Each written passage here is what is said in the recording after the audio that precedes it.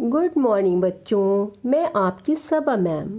मैं आज आपके लिए लाई हूँ क्लास 6 का चैप्टर 6 जीव जगत, जिसमें मैं आपको आज पढ़ाऊँगी पौधों का वर्गीकरण। पौधों का वर्गीकरण निम्नलिखित आधार पर किया जाता है: पुष्प के आधार पर, आकार के आधार पर और आयु के आधार पर। पुष्प के आधार पर पौधों का वर्गीकरण।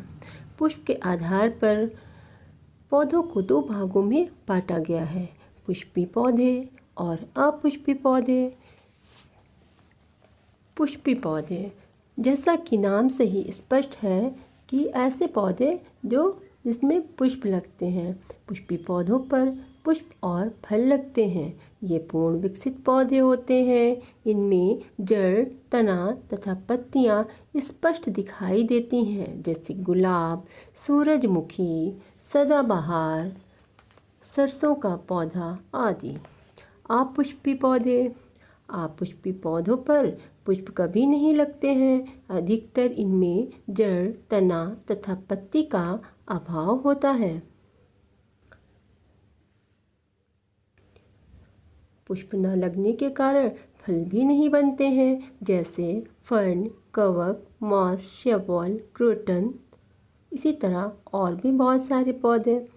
आकार के आधार पर पौधों को 3 भागों में विभाजित किया गया है: शाख, झाड़ी और वृक्ष।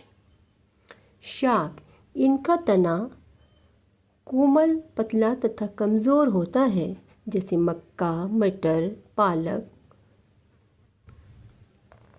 झाड़ी, ये 1 से 3 मीटर की औसत ऊंचाई वाले कठोर व मजबूत पौधे होते हैं। इनका मुख्य तना स्पष्ट नहीं होता है और ये अधिक शाखित होते हैं तथा आपस में उलझ जाते हैं, जैसे गुलाब, गुड़हल, करौंदा।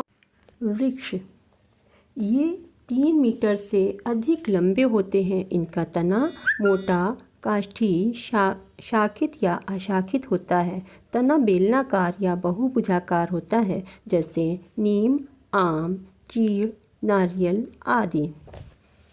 आयु के आधार पर भी पौधों को 3 भागों में बांटा गया है: 1 वर्षीय पौधे, द्विवर्षीय पौधे और बहुवर्षीय पौधे। 1 वर्षीय पौधे 1 वर्ष में ही के कुछ महीनों के भीतर ही फूलते फलते हैं और अंत में सूखकर समाप्त हो जाते हैं, जैसे चना, मटर, गेहूँ, धान, मक्का, ज्वार या और भी बहुत सारे पौधे।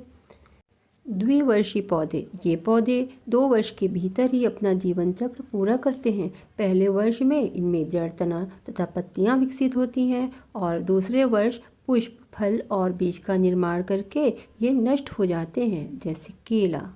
बहुवर्षीय पौधे, ये पौधे कई वर्षों तक जीवित रहते हैं। ये अपने पूरे जीवन काल में फूल और फल देते रहते हैं। ये शाख, झाड़ी या वृक्ष तीनों ही तरह के पौधे होते हैं, जैसे दूब घास, गुलाब, कटहल, बरगद आदि। Thank you.